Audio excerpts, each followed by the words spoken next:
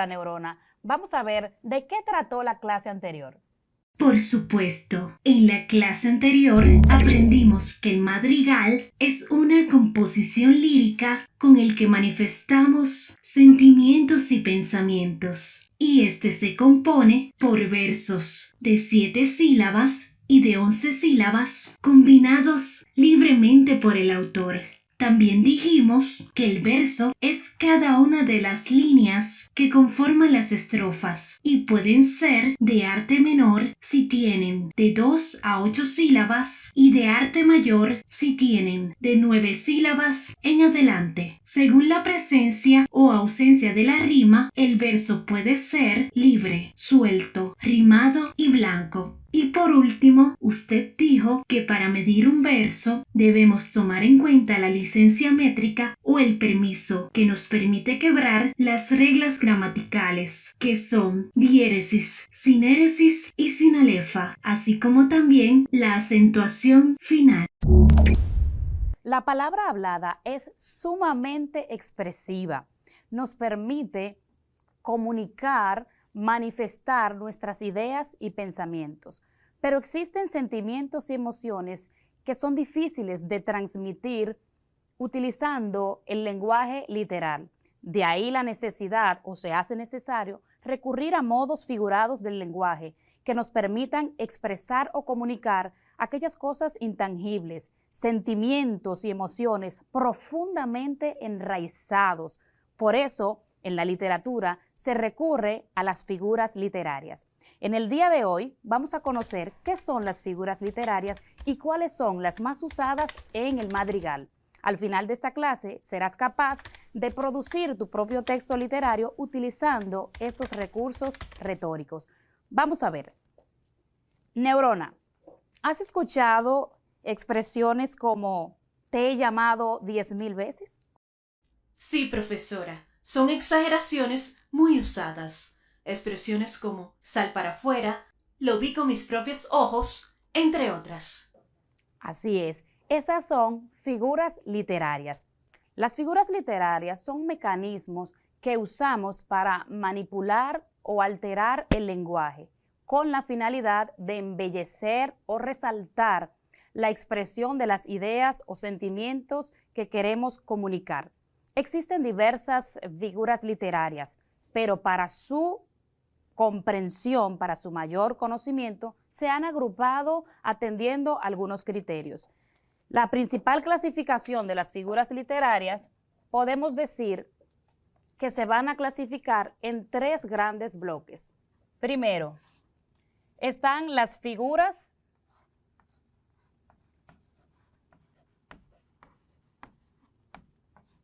de dicción. Las figuras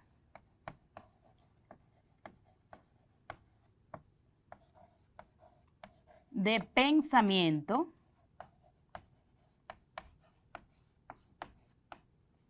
y las figuras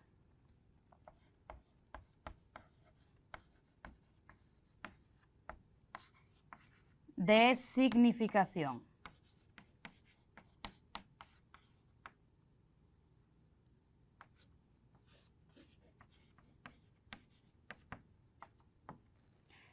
Para esta clase nos vamos a detener en las figuras de dicción.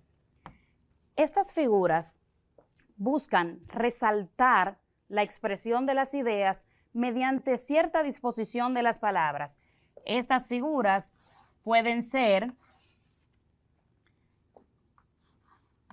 de adición,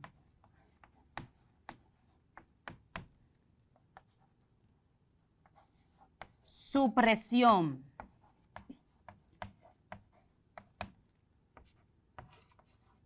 combinación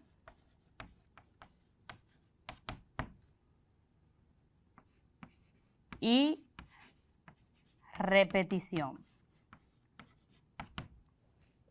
Ahora, dentro de las figuras de edición podemos citar 2 de las más usadas: el epíteto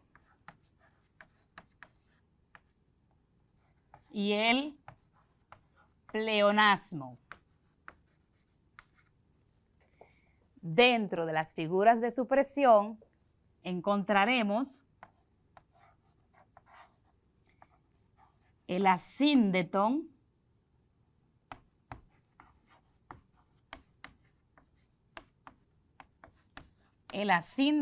y la elipsis.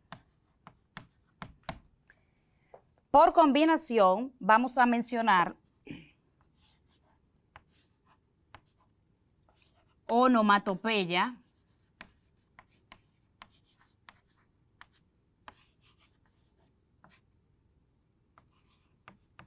sinonimia y el hiperbatón.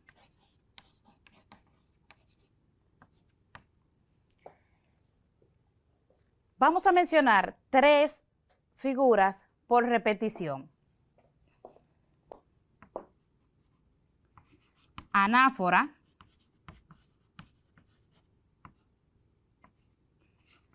concatenación y reduplicación.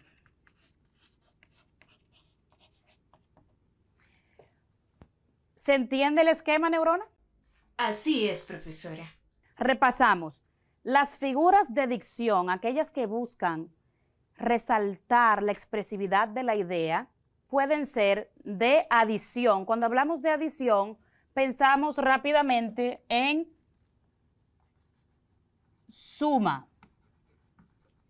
Pueden ser también de supresión, como el asíndeton y la elipsis. Si hablamos de supresión, podemos poner una palabra sinónima. Recuerden que una palabra sinónima es aquella que significa lo mismo. Un sinónimo de supresión es quitar, eliminar. Combinación, mezclar, combinar. Y por repetición podemos tener en cuenta la palabra repetir. Ahora bien, vamos a adentrarnos a explicar o a conocer cuáles son o cómo se ven estas figuras dentro de los poemas, dentro de la literatura. Vamos a ver ahora cada una de ellas por separado. Neurona, me vas a ir ayudando con el orden que hemos citado, ¿bien? Claro que sí, profesora. Pero antes, quiero informarle que tenemos preguntas vía redes sociales. A ver, ¿qué dicen los chicos en las redes? Euni Cortorreal, desde Nagua, nos pregunta lo siguiente. ¿Cómo se llama la figura que consiste en cambiar un término que tiene un significado desagradable por otro con una palabra menos ofensiva? Recuerden que estamos enfocados en figuras de dicción, pero esa pregunta que estás haciendo, Euni, se llama eufemismo. Es esta figura que sustituye, como bien dices, una palabra por sonar despectiva o desagradable o causar tristeza, dolor. Es sustituida por una que no sea tan lacerante. Por ejemplo, en la oración, cuando se acercaba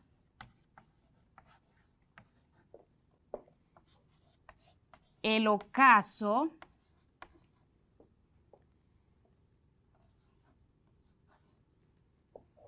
se afligió.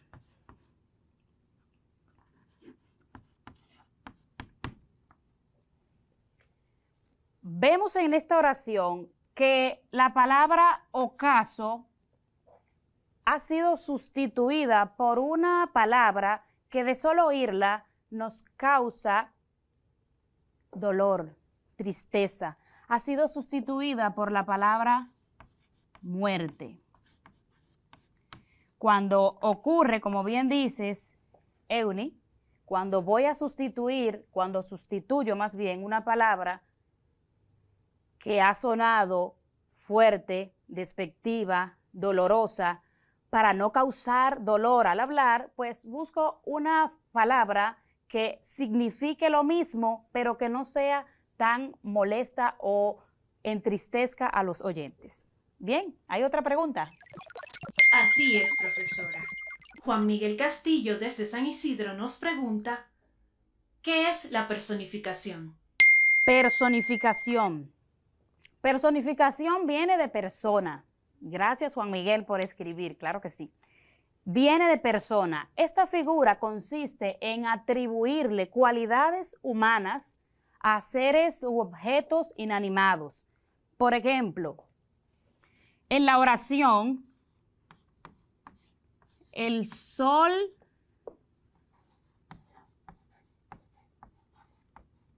sonreía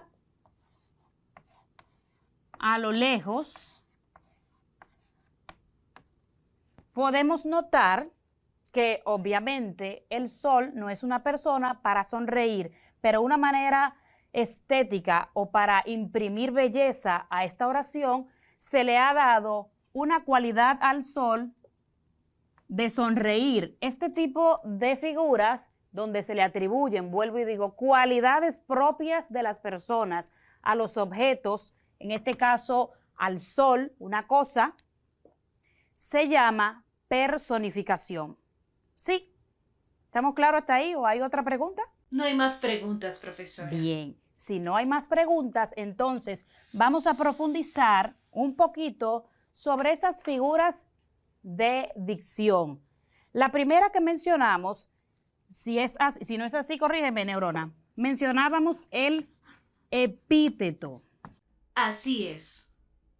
El epíteto, figura de adición, consiste en un adjetivo propio, intrínseco de un sustantivo. Este adjetivo no es necesario para la comprensión de la oración, sin embargo, le imprime a la oración esa viveza, ese color. Cuando digo, por ejemplo,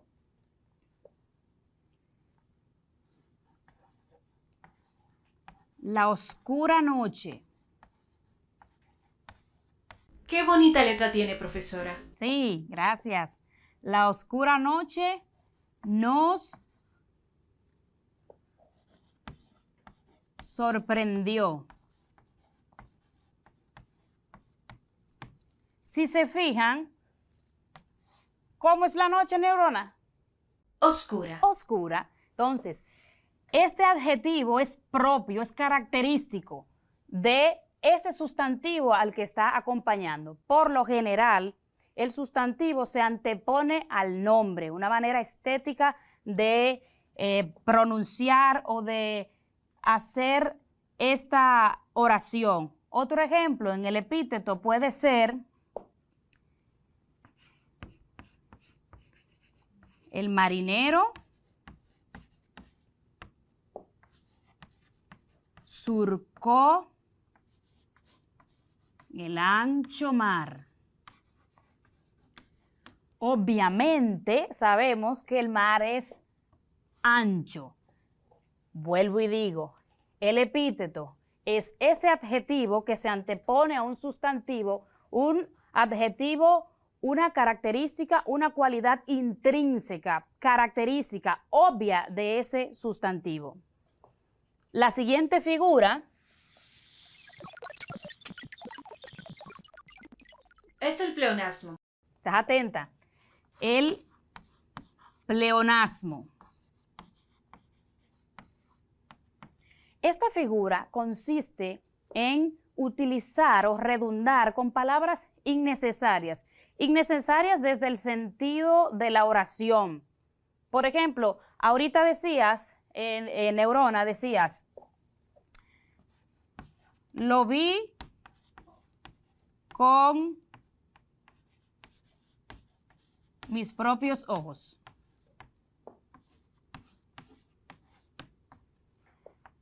Si lo vi, fue con mis ojos. Sí, entonces, lo vi, hasta ahí está bien, con mis propios ojos está redundando. Es una palabra que está de más, si se quiere decir ahora, como figura literaria expresa fuerza a la idea que se quiere transmitir. Sin embargo, debo aclarar que el pleonasmo en la oralidad, en lo habitual, no es aconsejable usarlo, solo cuando lo estamos usando como una figura literaria, en nuestra escritura, en nuestro madrigal, en esa canción puede ser, en esa canción que ustedes tienen que escribir. La siguiente figura que mencionábamos es el asíndeton. El asíndeton. El asíndeton. Recuerden que es una palabra que busca, que es una figura, perdón, de supresión. Busca suprimir. ¿Y qué va a suprimir? Va a suprimir las conjunciones dentro de la oración. Por ejemplo,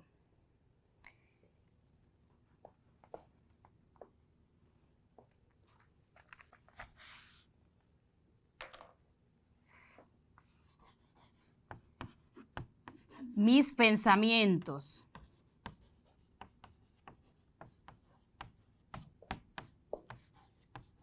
Deseos. Anhelos. Corazón. Todos son de él. Esta figura suprime la conjunción. Recuerda que una conjunción es esa palabra que une palabras dentro de una oración. También puede unir oraciones. Aquí no está y, ni, o. Hay otras. Pero lo que busca es expresar esa idea, esa oración de una manera rápida y así imprimir un estilo propio de su autor. La siguiente figura va por la misma línea, una figura de supresión. Busca suprimir, busca quitar. Pero en este caso, busca quitar palabras. Aquí se quitaron conjunciones. En esta figura se van a quitar. Se refiere a la elipsis. Así es, neurona. Elipsis. Esta figura, como dijimos, busca suprimir, pero suprimir palabras. En el ejemplo, así se mezclan lo bueno con lo malo, lo justo con lo injusto. Se ha suprimido, si notan, aquí se ha suprimido el así se mezclan. Así se mezclan lo bueno con lo malo, así se mezclan lo justo con lo injusto. Se ha suprimido estas palabras, se han suprimido. La siguiente figura pertenece a aquellas que son de combinación. Mencionamos allí la sinonimia. Esta figura consiste en reunir voces o palabras sinónimas con la finalidad de ampliar el significado de la expresión. Por ejemplo, la duda, la incertidumbre,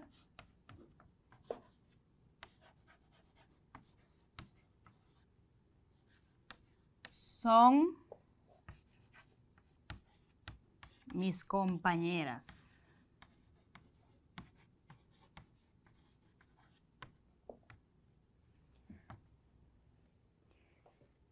Y por último, neurona, que no me acordaste esa que se me estaba quedando, la onomatopeya. También está el hipérbaton, profesora. Hipérbaton, entonces.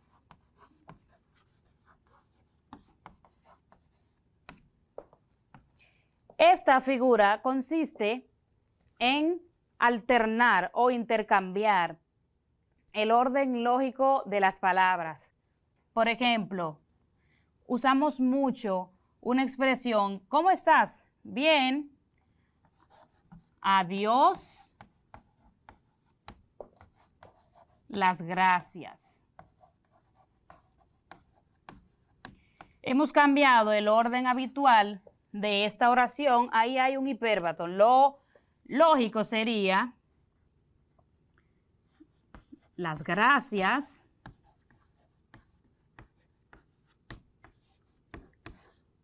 Adiós. Y mencionaste también, Neurona, la onomatopeya. Te darás cuenta que esta figura, aún de pequeñito, ya la venimos usando. Consiste nada más y nada menos en reproducir sonidos de las cosas. Por ejemplo, los sonidos de los animales, los sonidos del reloj, para hacer o expresar alguna idea. Una oración que señala este ejemplo: los gatos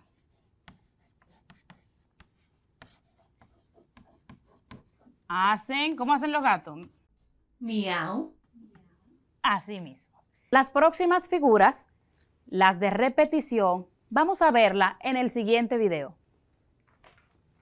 Hemos conocido una diversidad de figuras literarias. Ahora veamos algunas otras que también se emplean en el madrigal. Anáfora. Consiste en repetir una misma palabra al principio de cada verso o de frases. Ejemplo: y miraba, y se asombraba, y a la vez lloraba. La reduplicación. Repite una misma palabra consecutivamente al principio de una frase o de un verso. Ejemplo: llovía, llovía a cántaros. La concatenación. Consiste en tomar progresivamente, al principio de varios incisos o cláusula, una palabra del anterior que generalmente es la última. Ejemplo: el virus había traído la enfermedad y la enfermedad el deterioro de la salud física.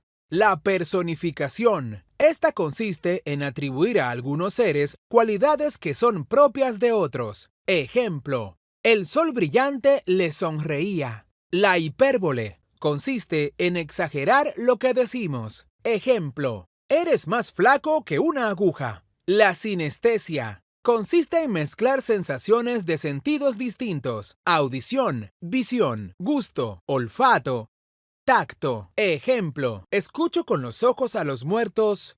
Francisco de Quevedo. Muy interesante conocer las figuras literarias. Quiero invitarte a que profundices un poco más mirando las demás clasificaciones. Ahora vamos a ver el resumen de la clase de hoy. Por supuesto que sí. Lo primero que quiero resaltar es que no olviden que el madrigal es un texto literario que permite al autor expresar sus sentimientos y pensamientos. Y este se vale de recursos literarios llamados figuras retóricas o literarias para embellecer la expresión.